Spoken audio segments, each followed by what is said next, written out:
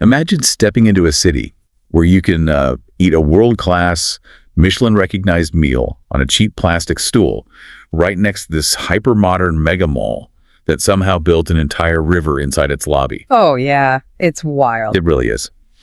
Today on this deep dive, we're unpacking travel guides, transit maps, and culinary reports to bring you the 10 absolute must-dos in Thailand's capital, Bangkok. Yeah. And since many of you listening are practicing your English, we're going to, keep our conversation clear and accessible. Right. We'll just naturally unpack any tricky local concepts as we go. Yeah. Bangkok is a city defined by these incredible contrasts, You have this futuristic efficiency layered right on top of centuries of tradition. Let's start with that tradition, actually.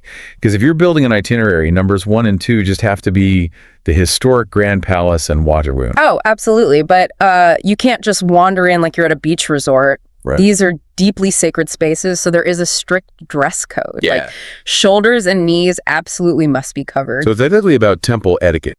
Exactly. Etiquette being those polite rules of behavior. It's kind of like a strict dress code for a VIP event, It's less about fashion and entirely about showing respect. Yeah, showing reverence for the culture's spiritual foundation. But once you step outside those serene temple walls, you hit the beautiful chaos. Oh, the chaos. Which brings us to number 3, the Chatuchak Weekend Market. Right. Our sources say this place has over 15,000 stalls. Honestly, that sounds completely overwhelming. It is. It's incredibly vibrant. And by vibrant, I mean it's just bursting with bright energy and noise. But it's actually this highly organized chaos. Wait, really?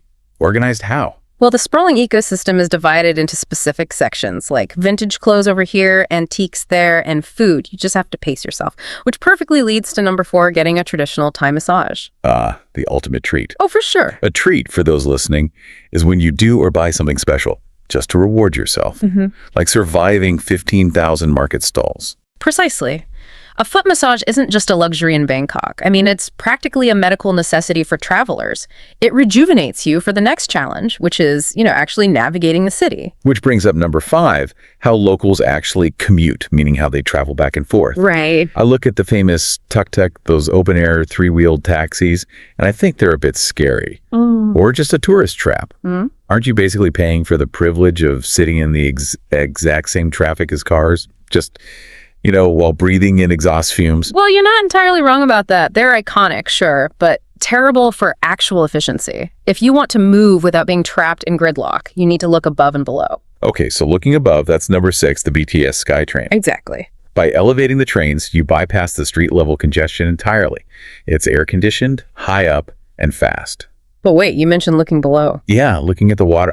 Bangkok was once called the Venice of the East. So number 7 is the Chao Phraya Express boats. These are fast boats that only stop at major piers, acting like the city's arteries. They just pump commuters right through the dense concrete city, bypassing traditional roads completely. That's a brilliant way to visualize it. And speaking of the waterways, number 8 is checking out a traditional floating market, right? Yeah. So instead of a storefront on land, vendors are selling fresh fruit and hot food directly from small wooden boats. Which logically brings us to the food.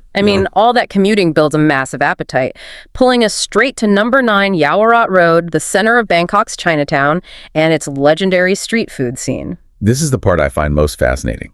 I saw in the culinary reports that a tiny food stall, just a simple open table on the sidewalk, can actually win Michelin award. Yeah, the Bib Gourmand Award. Right, which proves elite mouth-watering food doesn't require a fortune. But how is that economically possible? How does a cart compete with fine dining? Well, it comes down to overhead and hyper-specialization. A street food scene is a living culture, not a movie set, right? A vendor doesn't have a massive restaurant lease or a large waitstaff.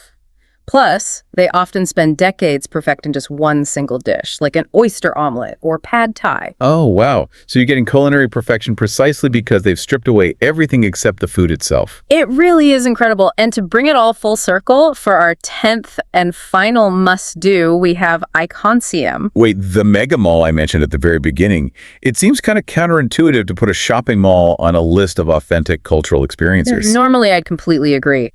But ICONSIAM actually features this massive indoor floating market on its ground floor. It takes the ancient canal culture, the street food vendors, and puts them inside this hyper-modern air-conditioned complex. That perfectly highlights that tension between old and new Bangkok. Yeah, it really does. Well, we've covered 10 amazing spots today, from historic temples to Chinatown, and hopefully given you the vocabulary to confidently explore it all yourself. So we leave you in this final thought. If you had to completely abandon modern roads tomorrow, how would your own city survive? Would you be building trains in the sky or returning to the rivers?